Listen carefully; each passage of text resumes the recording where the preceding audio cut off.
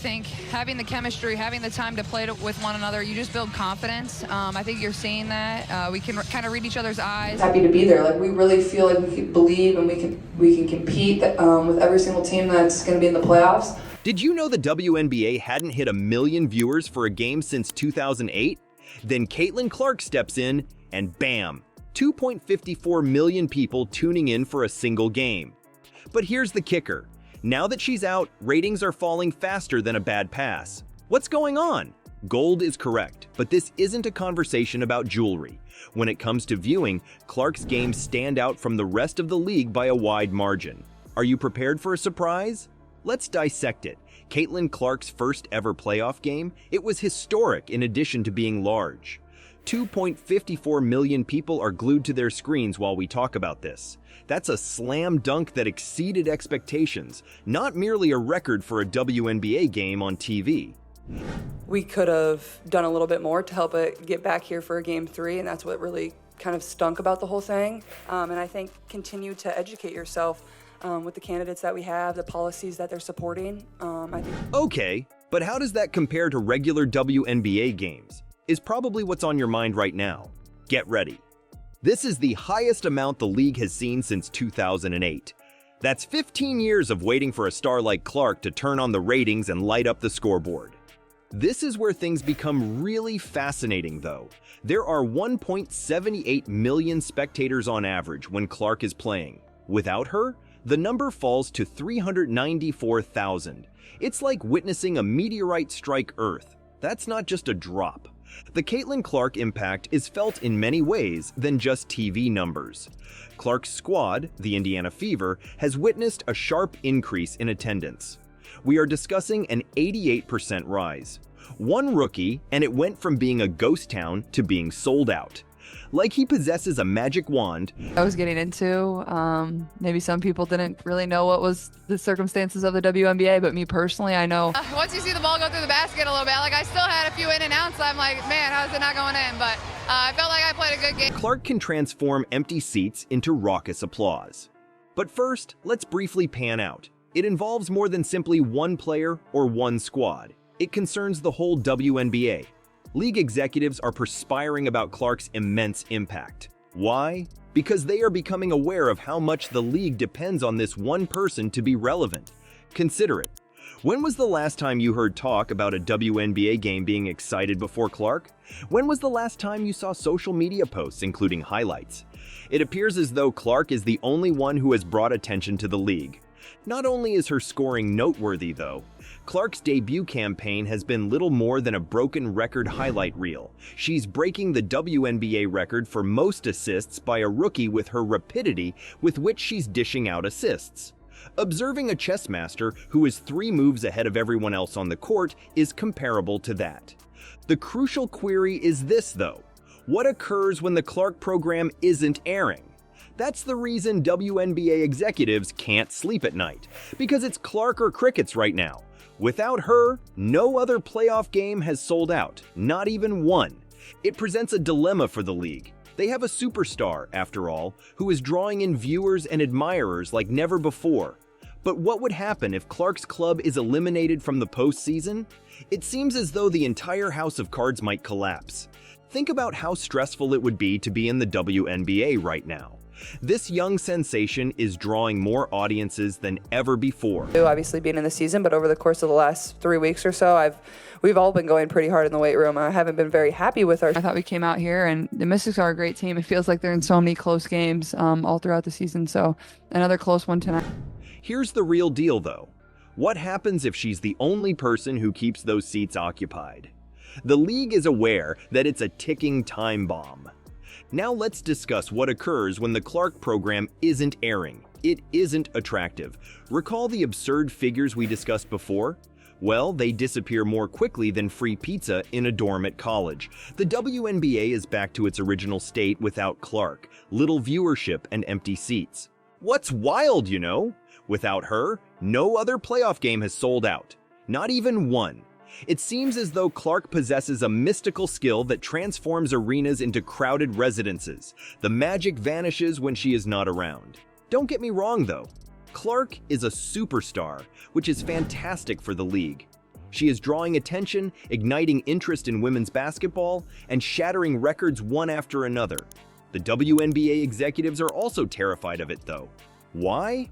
For the time being, it seems as though Caitlin is carrying the weight of the entire league. You mean there's no pressure? It resembles putting all of your eggs in one very skilled basket. Yes, it functions now. But what would happen if that basket were to fall? Let us act out a situation. Let's say Clark's club is eliminated from the postseason. All of that energy and excitement vanished in an instant. Poof! Vanished. Those stadia that were standing room only, maybe they would empty out faster than a thunderstorm on a beach. This is the reason why WNBA execs can't sleep at night.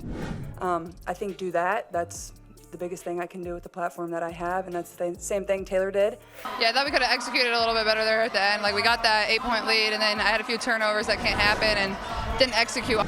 As they take in these astounding figures, sold-out games, and the social media craze, they ask themselves, this is amazing, but can we keep it up? They feel as though they found gold in Clark, but they're also afraid it could be false hope, since the league might be fighting to get noticed in a congested sports landscape without her. It might be back where it started. The really shocking part is that this goes beyond a single season. The WNBA must consider the big picture. No matter how amazing the player is, they cannot base a whole league on her shoulders. I know who's guarding you half the time, I think. And I know Richard's guarded me some there in the third, maybe at the beginning of the... Get over the hump of like really getting hot. Like I know I was 6 for 14, that's pretty good, but like I still feel like there was a couple there. Similar to attempting to balance a pyramid on its tip, it may appear spectacular at first, but is inherently unstable. What then is the remedy? The question that matters greatly is that the league must figure out how to share the affection. More storylines, more stars, and more reasons for viewers to tune in, even when Clark isn't playing, are what they need. It's easier said than done, though. Clark is a once-in-a-generation talent, not merely good. It's not as easy as snapping your fingers to locate more players who are like her. It requires growth, patience, and a great deal of luck. Imagine this now. A WNBA where each game is perceived as an essential event to witness. It sounds impossible, doesn't it? That's precisely what the league aims to do. Can they, however, make this fantasy come true before Clark's hype dies down? The WNBA has a plan, and it revolves around sharing love. No matter how golden the Caitlin Clark basket may seem, they are aware that they cannot place all of their eggs in it. What then is their strategy? Well, I mean, they're a great defensive team. You know, they're going to be physical with me. They're strong. So that can kind of wear you down. They gave us a taste of where we wanted to be. At the same time, I felt like... It's as if they're attempting to produce a galaxy of stars rather than a single supernova. They are searching for the next big thing to start. You know, players who have the ability to hold your attention and drop jaws. Talent scouts are searching for undiscovered gems who have the potential to become the next Caitlin Clark. The problem is that it's difficult to identify a player who comes around only once in a generation. It's like attempting to capture lightning twice in a bottle. But the search for new stars is not the only goal. The WNBA is considering more. They want to develop rivalries, plots, and drama. Everything that draws you in and makes you want to keep reading. What if every game was as intense as a playoff series? That's the goal they have in mind. And here's the thing. They're not merely paying attention to what occurs on the court.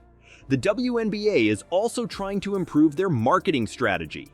They want you to be aware of every amazing player in the league, not just the ones grabbing the media attention.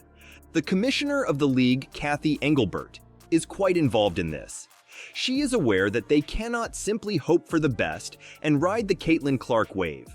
It's time for the WNBA to spread the love, she says. More drama, more stars, and more reasons to draw in viewers are what they need. Not only is she discussing the development of new stars, but she is also discussing the creation of an entirely new WNBA experience. The worst part is that they have to act quickly on all of this. Like, really quickly. They have little time, and they cannot afford to let up the momentum that Clark has built. They seem to be in a race against time to establish a completely new league, while everything is still in the public eye. Know what's absurd?